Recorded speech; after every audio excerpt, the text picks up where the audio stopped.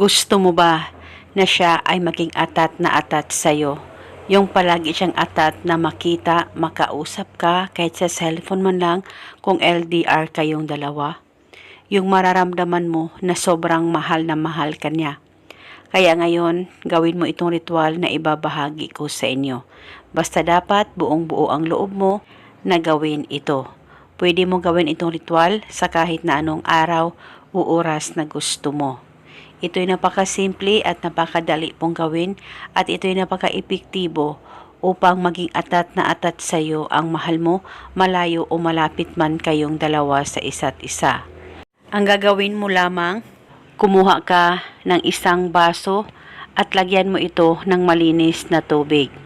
At pagkatapos ay hawakan sa dalawang kamay mo ang baso, pakaisipin mo siya, mag-focus at mag-concentrate ka at ibulong mo ang mga salitang ito.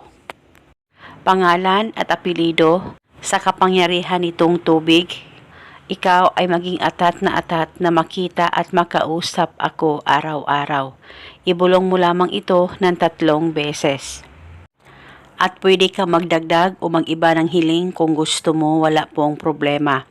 At pagkatapos ay inumin nyo na po itong isang basong tubig at dapat ubusin nyo po ang pag-inom nito.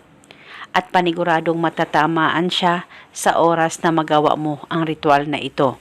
At paniguradong maging atat na atat sa iyo ang mahal mo, basta magtiwala ka lang. At kinabukasan, ulitin mo ang paggawa nitong ritual 1 beses sa isang araw sa kahit na anong oras na gusto mo. Gawin ito hanggang kailan mo gusto.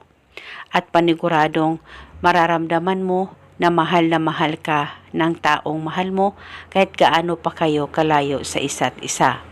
At eto muna sa ngayon, maraming salamat po sa panonood. May God bless us all.